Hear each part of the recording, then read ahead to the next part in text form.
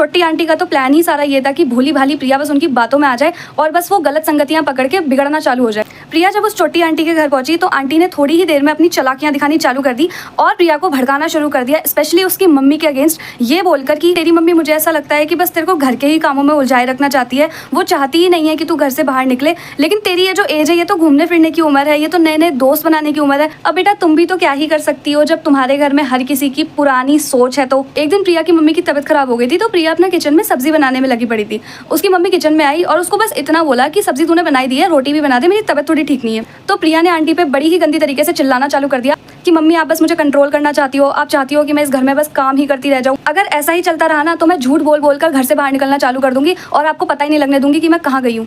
तो प्रिया की मम्मी ने ना दाएं देखा ना बाएं देखा, सीधा उसे कूटना चालू कर दिया और बेचारी प्रिया के मुंह से निकल पड़ी कि आपसे अच्छी तो वो छोटी आंटी है, कम से कम उनकी इतनी छोटी सोच तो नहीं है। तभी उसकी मम्मी समझ गई कि प्रिया को उसी छोटी आंटी ने भड़का रखा है। अब उसकी मम्मी का हो गया पारा गरम। बट प्रिया की मम्मी छोटी आंटी की बैंड बजाने के लिए उसके गेट पे आई ही थी कि आंटी ने देखा कि पहले ही छोटी आंटी का गेट खुला पड़ा है और बड़ी ही जोर से किसी के रोने की आवाज़ सुनाई दे रही है।